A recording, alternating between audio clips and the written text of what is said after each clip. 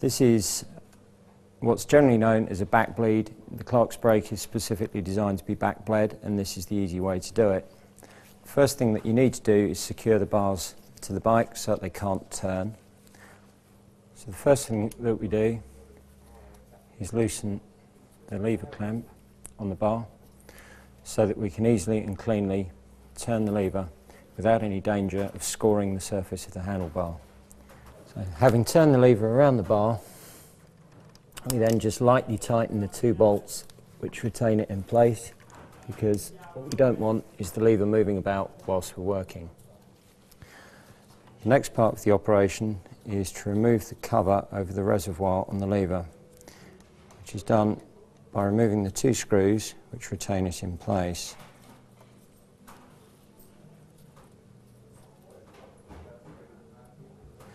You'll notice that I'm wearing hand protection with hydraulic fluid. That's always a good idea because it is quite caustic material. Take the top off the reservoir and you'll notice that underneath there is a rubber gasket. This gasket is compressible. This compressibility is essential to the functioning of this type of hydraulic brake.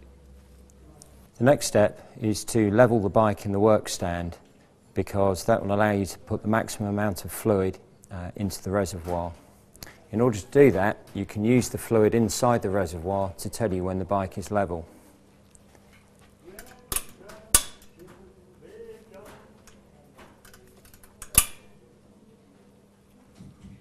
Once you've got the bike level, you're ready to start the next step. The next step of the process is to use a large syringe, normally between about 30 and 60 ml capacity, which you'll need to partially fill with DOT fluid, ideally from a fresh bottle. The reason we use a fresh bottle is because DOT absorbs water, and if there's water in the fluid, it impairs its function and can cause some corrosion inside the system. You need to ensure that once you have the fluid in the syringe, like this, there are no air bubbles adhering to the side of the syringe itself. You will inevitably have some air bubbles inside the hose. However, the bleed process will eliminate those air bubbles, as you'll see later. Once we've got to this position, the next thing that we need to do is to attach the end of the hose here to the bleed nipple on the brake, which is here.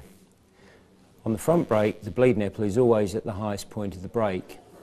On the rear brake, it's sometimes necessary to detach it from the frame and to ensure that the bleed nipple is at the highest point on the caliper. The bleed pipe, as it's known, presses straight onto the nipple. When you're using a new hose, this is sometimes a little bit more difficult than when you're using one that's been used before. Once you have the pipe firmly attached to the bleed nipple, we loosen the bleed nipple, normally about a half to 3/4 of a turn. It turns anti-clockwise. Ensuring that the pipe is held firmly onto the nipple, we then push fluid from the syringe through the tube and into the braking system.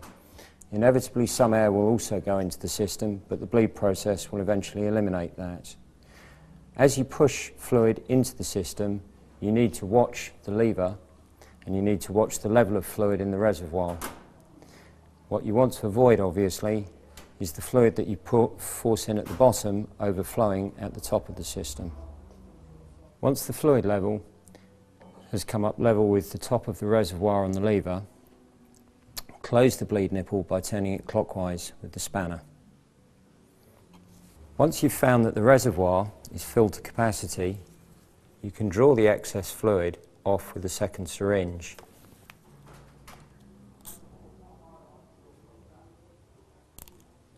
You should leave a very small amount of fluid in the bottom of the reservoir, like this. The rest of the bleed operation is a simple repeat of the process that you've already followed. Releasing the bleed nipple, forcing fluid into the system, watching it emerge at the reservoir. We keep doing this and draining the excess fluid off the reservoir until we get to a point where the fluid that appears in the reservoir has no air bubbles in it, as we have in this instance. Once you have that, you have a fully bled system, which is fluid from top to bottom with no air inclusions at all. Once you have clear fluid in the top reservoir, you can simply close off the bleed nipple by turning it 3/4 of a turn clockwise, as you have at the end of every other injection sequence. Remove the spanner, draw any fluid which is in the pipe back into the syringe and remove the pipe itself. You do this to avoid any fluid flowing out of the pipe and onto any parts of the caliper assembly, the pads or the rotor, which are two areas where you definitely don't want fluid. The final part of the operation is to refit the reservoir cap, which only fits one way,